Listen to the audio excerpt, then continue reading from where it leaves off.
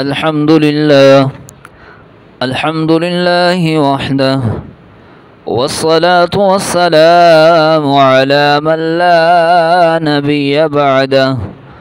أما بعد، فأعوذ بالله من الشيطان الرجيم. بسم الله الرحمن الرحيم. يا أيها الذين آمنوا اتقوا الله ولتنظر نفس ما قدمت لغد واتقوا الله إن الله خبير بما تعملون. آمنت بالله صدق الله العظيم. وقال النبي صلى الله عليه وسلم: الكيس من دان نفسه وعمل لما بعد الموت، والعاجز من اتبع نفسه هواها ثم تمنى على الله.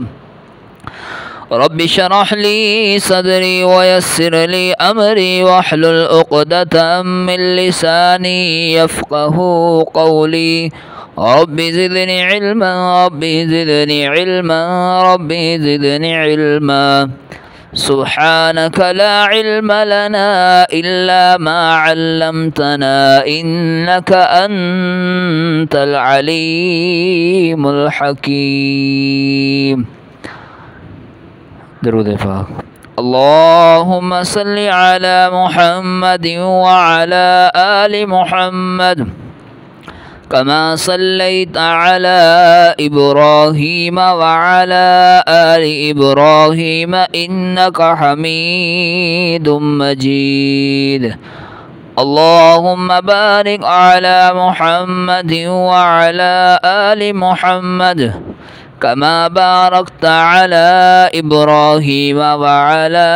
آل إبراهيم إنك حميد مجيد. تیرے اعمال سے ہے تیرا پریشان ہونا، تیرے اعمال سے ہے تیرا پریشان ہونا، ورنہ مشکل نہیں مشکل کا آسان ہونا. دونوں عالم میں حکومت ہو تیری اے مسلمان، دونوں عالم میں حکومت ہو تیری اے مسلمان. اگر تو سمجھ جائے تیرا مسلمان ہونا،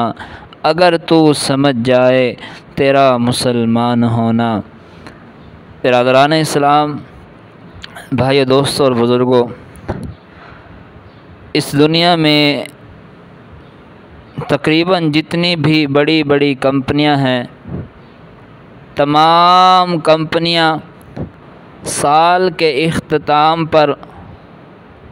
اپنا حساب و کتاب کرتی ہے، سال کے اختتام پر اپنے نفع نقصان کا جائزہ لیتی ہے. بلکہ اگر میں یوں کہوں تو بیجا نہ ہوگا کہ ایک عام دکاندار بھی جب شام کے وقت اپنی دکان بند کرنے لگتا ہے تو وہ اپنی دکان بند کرنے سے پہلے ایک مرتبہ اپنی دکان کا محاسبہ ضرور کرتا ہے، اپنی دکان کا جائزہ ضرور لیتا ہے، اور پھر مستقبل میں ہر قسم کے نقصان سے اپنے کاروبار کو بچانے کے لیے طرح طرح کی تدابیر اختیار کرتا ہے تاکہ وہ اپنی تجارت کو ہر قسم کے خسارے اور نقصان سے محفوظ رکھ سکے، ہر قسم کے خسارے اور نقصان سے بچا سکے. میرے بھائی، دوستوں اور بزرگوں، بندے مومن کی فکر بھی ایک تاجر کی طرح ہونی چاہیے. ہر شخص کو یہ دیکھنا چاہیے کہ اس نے گزشتہ دن، گزشتہ ہفتے، گزشتہ مہینے اور گزشتہ سال میں کیا کھویا اور کیا پایا، کتنی نیکیاں اپنے نام اعمال میں درج کی اور کتنی برائیاں، اور پھر اس کے مطابق ایک خاکہ اپنے ذہن میں تیار کرے اور پھر اس کی تیاری میں مصروف ہو جائے، اس کی تیاری میں لگ جائے۔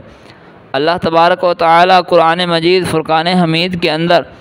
محاسبہ اعمال کی طرف توجہ دلاتے ہوئے ارشاد فرماتے ہیں کہ یا ایھا الذین آمنوا اتقوا اللہ ولتنظر نفس ما قدمت لغد واتقوا اللہ ان اللہ خبیر بما تعملون، کہ اے ایمان والو اللہ سے ڈرتے رہو، ولتنظر نفس ما قدمت لغد، اور ہر شخص کو یہ دیکھنا چاہیے کہ اس نے کل کے لیے کیا بھیجا ہے، واتقوا اللہ، اور اللہ سے ڈرو، ان اللہ خبیر بما تعملون، کہ بے شک اللہ تمہارے اعمال کو خوب دیکھ رہا ہے۔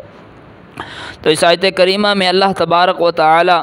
ایمان والوں کو مخاطب کر کے خطاب فرما رہے ہیں کہ یا ایھا الذین آمنوا اتقوا اللہ، کہ اے ایمان والو تقوی اختیار کر لو، پرہیزگار بن جاؤ، اللہ سے ڈرتے رہو، نیکوکار بن جاؤ۔ اور پھر ساتھ ہی اللہ نے محاسبہ اعمال کی طرف توجہ دلائی کہ ولتنظر نفس ما قدمت لغد، ہر شخص کو یہ دیکھنا چاہیے، ہر شخص کو اپنے اعمال کا محاسبہ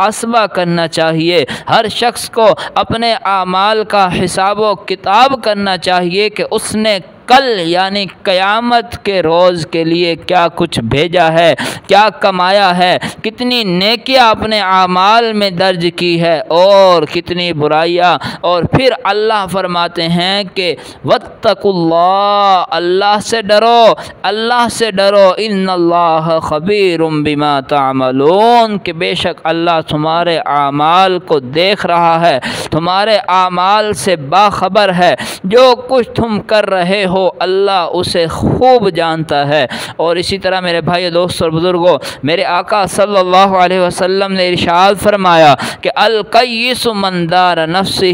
وعمل لما بعد الموت والعاجز من اتبع نفسہ ہواہ ثم تمنى علی اللہ، فرمایا کہ عقل مند انسان وہ ہے، چالاک انسان وہ ہے، کامیاب انسان وہ ہے، دانا انسان وہ ہے کہ جو اپنے نفس کا محاسبہ کرتا ہے، اپنے نفس کا جائزہ لیتا ہے، اپنے نفس کا حساب و کتاب کرتا ہے اور موت کے بعد والی زندگی کے لیے اعمال کرتا ہے، موت کے بعد والی زندگی کے لیے نیکی کرتا ہے۔ اور فرمایا کہ والعاجز من اتبع نفسہ ہواہ ثم تمنى علی اللہ، فرمایا کہ عاجز اور بیوقوف انسان وہ ہے جو اپنے نفس کو خواہشات میں لگا دے اور پھر ثم تمنى علی اللہ، رحمت الہی کی آرزو رکھے، یعنی رب چاہی زندگی چھوڑ کر من چاہی زندگی گزارتا ہے، رب کو چھوڑ کر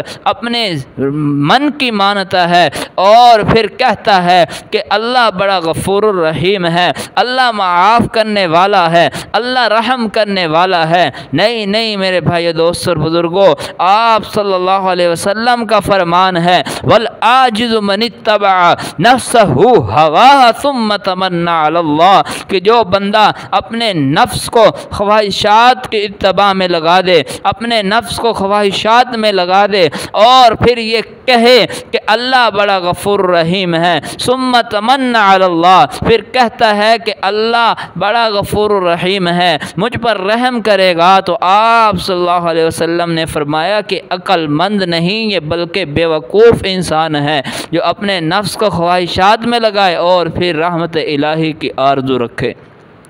اور میرے بھائی دوست اور بزرگوں، حضرت عمر فاروق رضی اللہ تعالی عنہ کا قول ہے کہ آپ رضی اللہ تعالی عنہ فرماتے تھے کہ حاسبوا انفسکم قبل ان تحاسبوا، کہ اپنے نفس کا محاسبہ کرو قبل اس سے کہ تمہارا محاسبہ کیا جائے، یعنی اپنے نفس کا جائزہ لو، اپنے نفس کا حساب و کتاب کرو، اپنے نفس کا محاسبہ کرو، اس سے قبل اس سے پہلے کہ تمہارا محاسبہ کیا جائے، تمہارا جائزہ لیا جائے، تمہارا حساب و کتاب کیا جائے۔ تو اس لیے میرے بھائی دوست اور بزرگوں، ہمیں اپنے اعمال کا محاسبہ کرتے ہوئے، اپنے اعمال کا جائزہ لیتے ہوئے آنے والے کل کی تیاری کرنی چاہیے، آنے والے کل کو اور بہتر بنانا چاہیے اور زیادہ سے زیادہ نیک اعمال کرنے چاہیے۔ اور میرے بھائی دوست اور بزرگوں، یہ سال کا آنا جانا اللہ تبارک و تعالی کی قدرت کاملہ کا مظہر ہے جو ہمیں موت کی یاد دلاتا ہے۔ اللہ قرآن میں فرماتا ہے کہ ان فی خلق السماوات والارض واختلاف اللیل والنہار لآیات لأولی الالباب، کہ بے شک اس زمینوں اور آسمانوں کی پیدائش میں اور اس دن رات کے ہیر پھیر میں عقل مندوں کے لیے نشانیاں ہیں، عقل مندوں کے لیے نصیحتیں موجود ہے۔ میرے بھائی دوست اور بزرگوں، یہ سورج کا نکلنا اور ڈوبنا، یہ رات کا آنا دن کا جانا، دن کا آنا رات کا جانا، اور اسی طرح یہ سال مہینے کی گردشیں اور یہ موسموں کا تبدیل ہونا، گرمی کا آنا سردی کا جانا، سردی کا آنا گرمی کا جانا، یہ سب ہمیں اس بات کی یاد دلاتے ہیں کہ دیکھو ہر چیز پر زوال آ کر رہے گا، ہر چیز پر زوال کا آنا یقینی ہے۔ اور اللہ قرآن میں فرماتا ہے کہ کل نفس ذائقۃ الموت، کہ اس دنیا میں جو کچھ بھی ہے سب فنا ہو جائے گا، سب ختم ہو جائے گا، سب مٹ جائے گا۔ اور ایک دوسرے مقام پر اللہ فرماتے ہیں کہ کل من علیہا فان، کہ ہر نفس نے موت کا ذائقہ چکھنا ہے، ہر نفس نے موت کا جام پینا ہے، بقا کسی کے لیے نہیں ہے، کوئی چیز باقی نہیں رہے گی، باقی رہے گی تو وہ صرف اور صرف ایک تیرے رب کی ذات باقی رہے گی۔ وَيَبْقَى وَجْهُ رَبِّكَ ذُو الْجَلَالِ وَالْإِكْرَامِ۔ اور میرے بھائی دوست اور بزرگوں،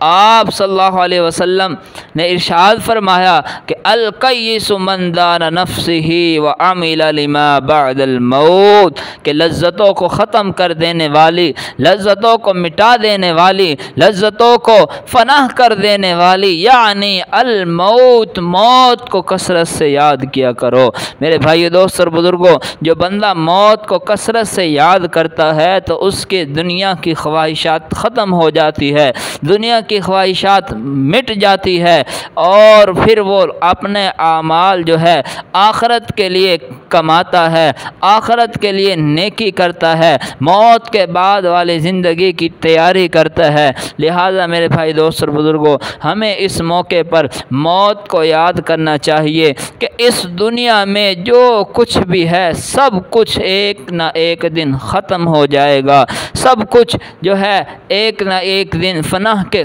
گھاٹ اتر جائے گا۔ بقا اور دوا کسی کے لیے نہیں ہے، بقا ہے تو وہ صرف اور صرف ایک تیرے رب کی ذات کے لیے بقا ہے کہ وَيَبْقَى وَجْهُ رَبِّكَ ذُو الْجَلَالِ وَالْإِكْرَامِ۔